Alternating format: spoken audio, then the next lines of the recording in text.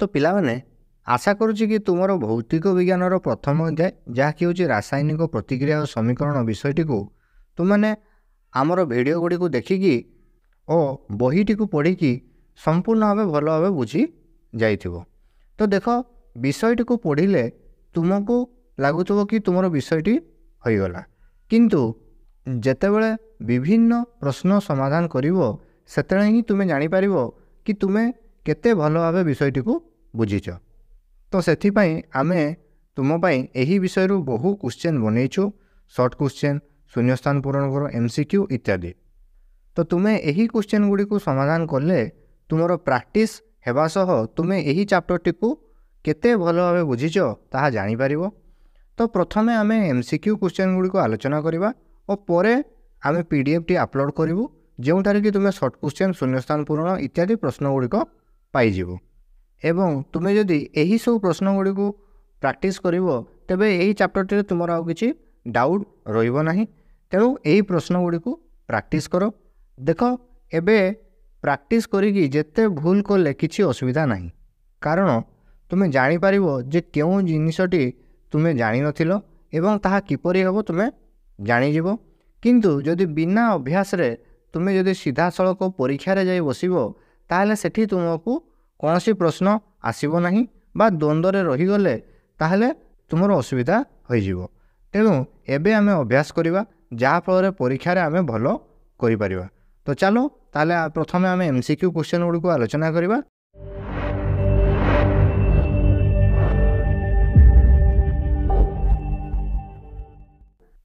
तो पिला माने तुम माने एही वीडियोटी को 1.5x स्पीड रे करिकी मध्य देखि परिबो, जहा पर तुम याको आउरी अधिक जल्दी प्रैक्टिस करि परिबो। तो प्रथम प्रश्नटी को लक्ष्य करिबा ना Fe2O3 प्लस DT एल्युमिनियम आमर कौन सृष्टि होची ना Al2O3 प्लस DT Fe सृष्टि होची। कही कौन ना रासायनिक समीकरण टी केउ प्रकार प्रतिक्रिया। तो देख एही क्षेत्र कौन होची ना एल्युमिनियम टी आमर Fe2O3 सह प्रतिक्रिया करिया परे आयरन को आमर विस्थापित करि दोची एवं एल्युमिनियम टी जाई कि आमर अम्लजान सहित लागि जाउची। तो यही प्रकार प्रतिक्रिया को आमर कौन कहउतला ना विस्थापन प्रतिक्रिया कहउची। ताले एटा उत्तरटी हबो ए विस्थापन प्रतिक्रिया। तापर देखो द्वितीय प्रश्नटी कौन कहिची ना केउटी एक ताप उत्पादी रासायनिक प्रतिक्रिया अटे। तो देखो प्रथमे AgBr आमे कौन जानचे ना विघटन होइकी से या दउची, CaCO3 मध्ये विघटन होला परे एगोडा दिए एवं देखो आमर Pb प्लस CuCl2 आमर जो PbCl2 कपर दउची एहा होचे एक विस्थापन प्रतिक्रिया। एवं ऊपर जो दीजिए देखो CH4 plus 2O2 carbon dioxide और वाटर सृष्टि होची। एही प्रतिक्रियाटी रे आमर ताप निर्गत होइथाय। ताले एटा उत्तरटी कोन हबो ना बी हेबो। तापर तृतीय प्रश्नटी को लक्ष्य करो केउ रासायनिक प्रतिक्रियाटी संगठित होई परिबो नाही। तो देखो प्रथम ए प्रतिक्रियाटी भी होई परिबो, बी टी मध्ये होई परिबो एवं सी टी मध्ये होई परिबो एवं डी रे देखो जो देइची हमर 2Ag प्लस CuCl2 हमर 2AgCl प्लस कपर एहा होई परिबो नाही, कारण ना हमर कपर टी हमर अधिक प्रतिक्रियाशील Ag ठारू। तेणु Ag जेतेबेले CuCl2 सह प्रतिक्रिया करिवो सेही Ag कपर को अलगा करि परिबो नाही। ताले एही क्षेत्र रे एही प्रतिक्रियाटी संभव नहे। ताले उत्तरटी हबो हमर डी। तापर प्रश्नटी को लक्ष्य करो केउ धातु अति लघु नाइट्रिक अम्ल सह प्रतिक्रिया करी हमर हाइड्रोजन गैस सृष्टि करथाय ना आमे जानचे ना मैग्नीशियम। तापर प्रश्नटी को लक्ष्य करो निम्नोक्त रासायनिक प्रतिक्रियाटी केउ प्रकार प्रतिक्रिया। देखो CaCO3 को ताप दियाइची से CaO प्लस CO2 होइची। तो ताप को नेकी जे भांगी जाउची ताको हमर कोन कहैताय ना विघटन प्रतिक्रिया बोली कहै जायताय। ताले उत्तरटी कोन हबो ना ए विघटन प्रतिक्रिया हेबो। तापर प्रश्नटी को लक्ष्य करो निम्न रे दिया जायतिबा रासायनिक प्रतिक्रियाटी केउ प्रकार प्रतिक्रिया। CaO प्लस H2O आमर कौन सृष्टि होची ना CaOH2 प्लस हीट आमर सृष्टि होची। तो देखो DT प्रतिकारक मिसी आमर एटारे गोटे उत्पाद सृष्टि होची। तो गोटे उत्पाद सृष्टि होची माने ता संश्लेषण प्रतिक्रिया भी हेबो एवं जेहेतु तार ताप सृष्टि होची ताले या ताप उत्पादी प्रतिक्रिया मध्ये हेबो। तो ताले उत्तरटी कोन हबो ना सी उभय संश्लेषण और ताप उत्पादी प्रतिक्रिया हेबो। तापर प्रश्नटी को लक्ष्य करो निम्नोक्त मध्यरु केउटी को अंधार रे रखिबा आवश्यक। देख आम जाचे जे AgCl आमर आलोक पाइबा द्वारा तार विघटन घटी जाए तेणु AgCl को आम अंधार रखा उचित तो ताले ये क्षेत्र में आम कौन हम ना उत्तरटी हम डी AgCl। तापर प्रश्न को लक्ष्य कर विघटन प्रतिक्रिया क्योंटी आवश्यक नुहे देख ताप आलोक और विद्युत शक्ति को व्यवहार कर विघटन प्रतिक्रिया हो पाए ताले बाकी रहीगला कौटा ना ए वायु ताले उत्तरटी हम कौन ना ए हेब। तापर प्रश्नटी कौन कही देख ना क्यों क्षेत्र में प्रक्रिया संभव नुहे ना देख प्रथम प्रक्रियाटी आमर हो पार कपर AgCl प्रक्रिया हो पार MgCuSO4 प्रक्रिया हो पार कपर जिंक SO4 रे प्रतिक्रियाटी हो पार ना कारण जिंकटे आमर कपर ठार अधिक प्रतिक्रियाशील अटे तेणु कपर आमर जिंक को अपसारित करना तेणु यही प्रतिक्रियाटी संभव नुहे ताले उत्तरटी हम आमर डी हेब।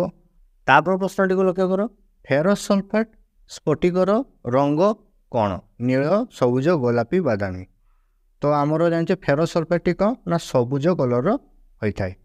तापर देख निम्नलिखित मध्य केउंटी कला धला फोटो उठा कार्य व्यवहार करा जाए ना आमर AgCl को आमर फोटो उठा कार्य व्यवहार करा जाए। तापर प्रश्न को लक्ष्य कर निम्न समीकरण मध्य केउंटी तापीय विघटन अंतर्गत नुहे देख प्रथमटा तापीय विघटन हम द्वितीयटी भी हम तृतीयटी भी हम कि चतुर्थटी देख देती कौन ना 2:2 मिसिक आम 2:2 होची एथरे विघटन किसी होना तो ताले उत्तरटी हम आमर डी।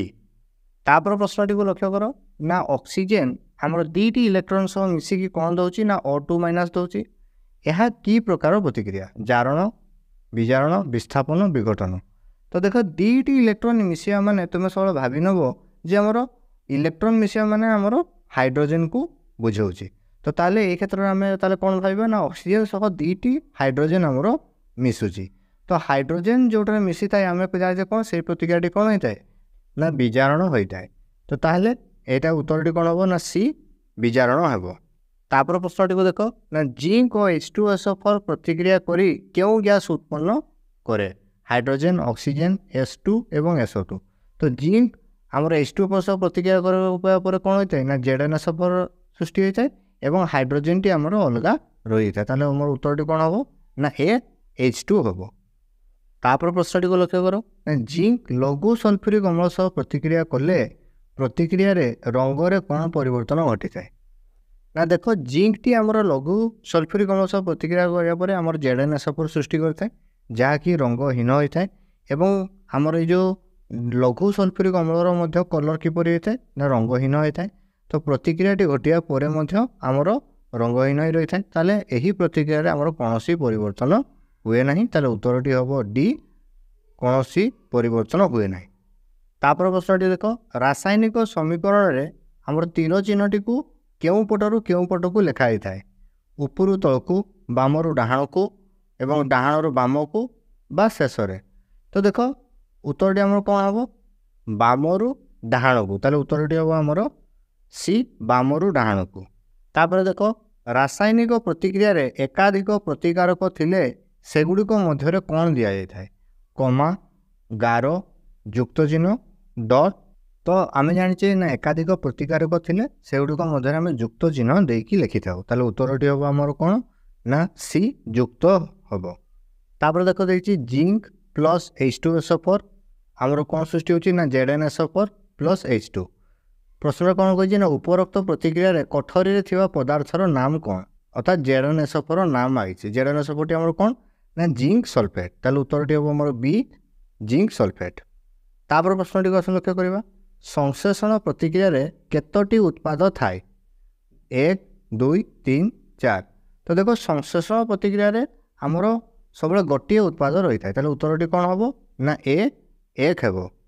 तापर प्रश्नटी को लक्ष्य कर काहाकू चून किंबा कली चून कह जाए ना आम जाने कौन ना कैल्शियम ऑक्साइड को आमर कली चून बोली कह जाए ताले उत्तरटी आमर कौन हम ना बी कैल्शियम ऑक्साइड हम।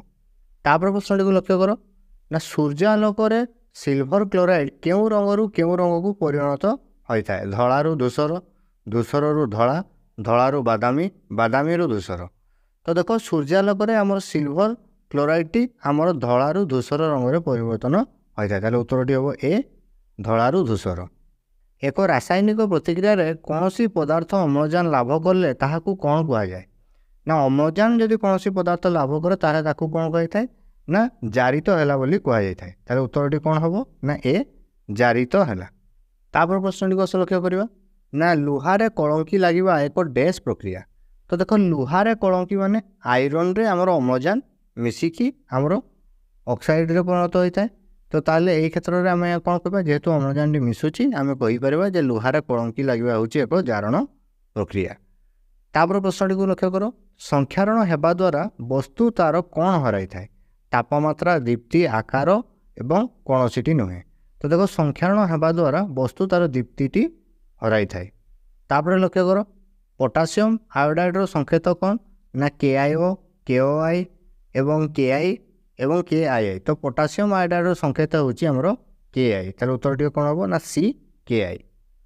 ତାପରେ ଦେଖ Pb + CuCl2, PbCl2 ଏବଂ କପର ଉପରୋକ୍ତ ପ୍ରତିକ୍ରିୟାରେ କେଉଁ ମୌଳିକଟି ବିସ୍ଥାପିତ ହୋଇଥାଏ? ତ ଦେଖ ଏଠାରେ Pbଟି ଯାଇକି ଆମର କପର କ୍ଲୋରାଇଡ଼୍ରେ ଆମର Cl2 ସହିତ ଲାଗିଯାଉଛି ଏବଂ କପରକୁ ସେ ବାହାର କରିଦେଉଛି। ତାହେଲେ ଏହି କ୍ଷେତ୍ରରେ ବିସ୍ଥାପିତ କିଏ ହେଉଛି? ନା କପର ହେଉଛି। ତ ତାହେଲେ ଆମେ ଲେଖିପାରିବା ତା ଉତ୍ତରଟି କ'ଣ ହେବ? ନା ଏ କପର ହେବ। ତାପରେ ଦେଖ ଜିଙ୍କ ଓ ଲେଡ୍ କପର ଠାରୁ ଡ୍ୟାସ୍ ପ୍ରତିକ୍ରିୟାଶୀଳ? ସମାନ, ଅଧିକ, କମ୍, କେଉଁଟି ନୁହେଁ? ତ ଦେଖ ଜିଙ୍କ ଓ ଲେଡ୍ କପର ଠାରୁ ହେଉଛନ୍ତି ଅଧିକ ପ୍ରତିକ୍ରିୟାଶୀଳ ଅଟନ୍ତି। ତାହେଲେ ଉତ୍ତରଟି ହେବ ବି ଅଧିକ। ତାପରେ ପ୍ରଶ୍ନଟିକୁ ଲକ୍ଷ୍ୟ କର। ଚିପ୍ସ ଉତ୍ପାଦନକାରୀମାନେ ଜାରଣକୁ ପ୍ରତିହତ କରିବା ପାଇଁ କେଉଁ ଗ୍ୟାସ୍କୁ ବ୍ୟବହାର କରିଥାନ୍ତି? ଅମ୍ଳଜାନ, ଅଙ୍ଗାରକାମ୍ଳ, ନାଇଟ୍ରୋଜେନ୍ ଓ ହାଇଡ୍ରୋଜେନ୍। ତ ଚିପ୍ସ ଉତ୍ପାଦନକାରୀମାନେ ନାଇଟ୍ରୋଜେନ୍କୁ ବ୍ୟବହାର କରିଥାନ୍ତି। ଉତ୍ତରଟି କ'ଣ ହେବ? ନା ସି ନାଇଟ୍ରୋଜେନ୍। ତାପରେ ପ୍ରଶ୍ନଟିକୁ ଲକ୍ଷ୍ୟ କର। 4Na ଅକ୍ସିଜେନ୍ ସହ ମିଶିକି ଆମର 2Na2O ଦେଉଛି। ଉପରୋକ୍ତ ପ୍ରତିକ୍ରିୟାରେ କେଉଁ ମୌଳିକଟି ଜାରିତ ହେଉଛି? ତ ଦେଖ ସୋଡ଼ିୟମରେ ଯାଇକି ଯେହେତୁ ଅକ୍ସିଜେନ୍ଟି ମିଶୁଛି ତାହେଲେ ଆମର ସୋଡ଼ିୟମ ମେଟାଲଟି ଆମର ଜାରିତ ହେଉଛି। ତାହେଲେ ଉତ୍ତରଟି କ'ଣ ହେବ? ନା Na ହେବ, ଏ। ତାପରେ ଦେଖ କପରଟି ଜାରିତ ହେବା ଦ୍ୱାରା ଏହା ଚାରିପଟେ କେଉଁ ରଙ୍ଗର ଆବରଣ ସୃଷ୍ଟି ହୋଇଥାଏ? ଲାଲ, କଳା, ଧଳା, ସବୁଜ। ତ ଦେଖ ଆମର କପରଟି ଜାରିତ ହେବା ଦ୍ୱାରା ଏହା ଚାରିପଟେ ଆମର କଳା ରଙ୍ଗର ଆବରଣ ସୃଷ୍ଟି ହୋଇଥାଏ। ତାହେଲେ ଉତ୍ତରଟି କ'ଣ ହେବ? ନା ବି କଳା ହେବ। ତାପରେ ପ୍ରଶ୍ନଟିକୁ ଲକ୍ଷ୍ୟ କର। ଅବକ୍ଷେପଣ ପ୍ରତିକ୍ରିୟା ଡ୍ୟାସ୍ ଲବଣ ଉତ୍ପନ୍ନ କରିଥାଏ? ଦ୍ରବଣୀୟ, ଅଦ୍ରାବ୍ୟ, ଅଙ୍ଗାରକାମ୍ଳ ଗ୍ୟାସ୍, କେଉଁଟି ନୁହେଁ? ତ ଦେଖ ଅବକ୍ଷେପଣ ପ୍ରତିକ୍ରିୟାରେ ଆମର ଅଦ୍ରାବ୍ୟ ଲବଣ ଉତ୍ପନ୍ନ ହୋଇଥାଏ। ତାହେଲେ ଉତ୍ତରଟି ହେବ ଆମର ବି ଅଦ୍ରାବ୍ୟ। ତାପରେ ଦେଖ ସୋଡ଼ିୟମ ଓ କ୍ଲୋରିନ୍ ମଧ୍ୟରେ ପ୍ରତିକ୍ରିୟା ହେବା ପରେ ସୋଡ଼ିୟମ କ୍ଲୋରାଇଡ଼୍ ଲବଣ ପ୍ରସ୍ତୁତ ହୋଇଥାଏ। ତ ଏହି ରାସାୟନିକ ପ୍ରତିକ୍ରିୟାରେ କେଉଁଟି ପ୍ରତିକାରକ ଓ କେଉଁଟି ଉତ୍ପାଦ ଚିହ୍ନାଅ? ତ ଦେଖ ସୋଡ଼ିୟମ ଓ କ୍ଲୋରିନ୍ ମିଶିକି ଆମର କ'ଣ ଦେଉଛି? ନା ସୋଡ଼ିୟମ କ୍ଲୋରାଇଡ଼୍। ତ ଯେଉଁଗୁଡ଼ିକ ମିଶୁଛନ୍ତି ସେଗୁଡ଼ିକ ହେବ କ'ଣ? ପ୍ରତିକାରକ ଏବଂ ଯେଉଁଟା ବାହାରିବ ସେଇଟା ଆମର କ'ଣ ହେବ? ନା ଉତ୍ପାଦ ହେବ। ତ ବାହାରିଛି କିଏ? ନା ସୋଡ଼ିୟମ କ୍ଲୋରାଇଡ଼୍। ତାହେଲେ ଉତ୍ପାଦ ହେବ କିଏ? Sodium chloride. ମିଶିଛନ୍ତି କେଉଁମାନେ? ନା ସୋଡ଼ିୟମ ଆଉ କ୍ଲୋରିନ୍। ତାହେଲେ ପ୍ରତିକାରକ କିଏ ହେବ? ସୋଡ଼ିୟମ ଓ କ୍ଲୋରିନ୍। ଦେଖିବା ସେଟା କେଉଁଠି ଅଛି? ନା ସିରେ ଅଛି। ପ୍ରତିକାରକ ହେଉଛି ସୋଡ଼ିୟମ ଓ କ୍ଲୋରିନ୍, ଉତ୍ପାଦ ହେଉଛି ସୋଡ଼ିୟମ କ୍ଲୋରାଇଡ଼୍ ଲବଣ। ତାହେଲେ ଉତ୍ତରଟି ହେବ ଆମର ସି ହେବ। ତାପରେ ଦେଖ ଏମାନଙ୍କ ମଧ୍ୟରୁ କେଉଁ ପ୍ରତିକ୍ରିୟାକୁ ତାପଶୋଷୀ ପ୍ରତିକ୍ରିୟା ବୋଲି କୁହାଯାଇପାରିବ? ବିସ୍ଥାପନ, ଦ୍ୱୈତ ବିସ୍ଥାପନ, ସଂଶ୍ଳେଷଣ ଓ ବିଘଟନ। ତ ଦେଖ ବିଘଟନ ପ୍ରତିକ୍ରିୟାଟି ଆମର ତାପକୁ ଗ୍ରହଣ କରିବା ଦ୍ୱାରା ହୋଇଥାଏ। ତେଣୁ ଏହି ପ୍ରତିକ୍ରିୟାକୁ ଆମେ ତାପଶୋଷୀ ପ୍ରତିକ୍ରିୟା ବୋଲି କହିପାରିବା। ତାହେଲେ ଉତ୍ତରଟି ହେବ ଡି ବିଘଟନ। ତାପରେ ପ୍ରଶ୍ନଟିକୁ ଲକ୍ଷ୍ୟ କର। ଏମାନଙ୍କ ମଧ୍ୟରୁ କେଉଁ ପ୍ରତିକ୍ରିୟାଟି ଏକ ରାସାୟନିକ ପ୍ରତିକ୍ରିୟା ନୁହେଁ? ମହମବତୀ ଗରମ କରିଲେ ତରଳିବା, ଏଟା ବି ଏକ ରାସାୟନିକ ପ୍ରତିକ୍ରିୟା। ମହମବତୀ ଜଳିବାଟା ବି ରାସାୟନିକ ପ୍ରତିକ୍ରିୟା। ଖାଦ୍ୟ ହଜମ ହେବାଟା ବି ଗୋଟେ ରାସାୟନିକ ପ୍ରତିକ୍ରିୟା। କଦଳୀ ପାଚିବା ଏହା ଏକ ରାସାୟନିକ ପ୍ରତିକ୍ରିୟା ନୁହେଁ। ତାହେଲେ ଉତ୍ତରଟି ହେବ ଡି କଦଳୀ ପାଚିବା। ତାପରେ ପ୍ରଶ୍ନଟିକୁ ଲକ୍ଷ୍ୟ କର। ଏମାନଙ୍କ ମଧ୍ୟରୁ କେଉଁ ପ୍ରତିକ୍ରିୟାଟି ରାସାୟନିକ ପ୍ରତିକ୍ରିୟା? ଅଙ୍ଗୁରରେ କିଣ୍ୱନ ହେବା ପ୍ରକ୍ରିୟା, ଏହା ମଧ୍ୟ ଏକ ରାସାୟନିକ ପ୍ରତିକ୍ରିୟା। ଖାଦ୍ୟ ଗୁଡ଼ିକ ଶୈଳୀକୃତ ହେବା, ଏହା ମଧ୍ୟ ରାସାୟନିକ ପ୍ରତିକ୍ରିୟା। ଦହି ପ୍ରସ୍ତୁତ ହେବା, ଏହା ମଧ୍ୟ ଏକ ରାସାୟନିକ ପ୍ରତିକ୍ରିୟା। ତ ତାହେଲେ କହିବାକୁ ଗଲେ ଏହି ସବୁ ଗୁଡ଼ିକ ହେଉଛନ୍ତି ଆମର ରାସାୟନିକ ପ୍ରତିକ୍ରିୟା। ତ ତାହେଲେ ଉତ୍ତରଟି କ'ଣ ହେବ? ନା ଡି ଉପରୋକ୍ତ ସମସ୍ତ। ତାପରେ ଦେଖ ଗୋଟିଏ ରାସାୟନିକ ସମୀକରଣରେ ପ୍ରତିକାରକ ଏବଂ ଉତ୍ପାଦର ଭୌତିକ ଅବସ୍ଥା ସୂଚାଇବା ପାଇଁ ବ୍ୟବହୃତ ହେଉଥିବା ସଂକେତ ଗୁଡ଼ିକ ହେଉଛି G L L A Q, G L A Q, G GSLAQ। तो देखो GSLAQ यही सबुगुड़िक आमर भौतिक अवस्था को सूचाई थाए। तापर प्रश्नटी को लक्ष्य कर MnO2 + 4HCl तीरचिह्न MnCl2 + 2H2O + Cl2 कौन कही ना रासायनिक प्रतिक्रिया रे केउंटी एक विजारक। तो देख विजारित हवा माने आम कौन जाने ना विजारित हवा माने अम्लजान टी आदर बाहरी बा हाइड्रोजेन टी आसिकी एड हो। तो यही क्षेत्र में देख कौन हो ना MnO2 रु अम्लजान टी बाहरी जाऊँगी। तो ताले आम कहीपर जे MnO2 टी विजारित होउची। तो कहाँपाई विजारित होउची ना आमर HCl पाई विजारित होउची। ताले एठी आमर विजारक किए हम ना जहाँ पाई यही अम्लजान टी बाहर को बाहरी आसुची। तो यहाँ ताले किए हम ना HCl। ताले आम विजारक किए हम ना CHCl। तापर प्रश्नटी को लक्ष्य कर जलर विद्युत विश्लेषण कैथोड ठारे क्यों गैस उत्पन्न होता है। तो देखो कैथोड माने आम कौन जाने ना कैथोड माने होचे हमर नेगेटिव भागटी। तो नेगेटिव भाग पाखु किए जीवो ना आमर पॉजिटिव। तो पॉजिटिव होचे किए ना H+। तो ताले आम कौन एटी हमर क्यों गैस सृष्टि हो ना हाइड्रोजन गैस सृष्टि हो। तापर प्रश्नटी को लक्ष्य कर क्यों वायुमंडलीय चापरे कार्बन मोनोक्साइड गैस हाइड्रोजन सह प्रतिक्रिया करी मिथाइल अल्कोहल उत्पन्न करिଥାଏ। 340 ATM 430 ATM 403 ATM 304। तो देखो आमर carbon monoxide gas T 340 atmospheric pressure रे हाइड्रोजन सह प्रतिक्रिया करी आमर मिथाइल अल्कोहल सृष्टि करिଥାଏ। ताले उत्तरटी हम ए 340 ATM। तापर प्रश्नटी को लक्ष्य कर फेरस सल्फेट को उत्तप्त कले केतोटी गैस निर्गत होता है। 4 1 2 3। तो देखो फेरस सल्फेट को उत्तप्त कले आमर दुईटी गैस बाहरी है सल्फर डाइऑक्साइड एवं सल्फर ट्राइऑक्साइड। ताले उत्तरटी हम C2। तापर प्रश्नटी को लक्ष्य कर एक पदार्थ X रो द्रवण कांथ धौलाइया व्यवहृत हुए। X मौलिकर नाम और संकेत कौन। तो देखो आम साधारणतः कांथर धौलाइया आमर कली चिन्ह को व्यवहार कराई जार संकेत होमर CaO। ताले उत्तरटी हम C कली चिन्ह CaO।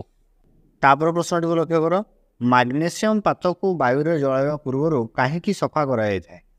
ताहाकू चकचक करने से संरक्षी ऑक्साइड स्तर को अपसारण करने यार पृष्ठ को चिकण करने को अधिक पतला करने।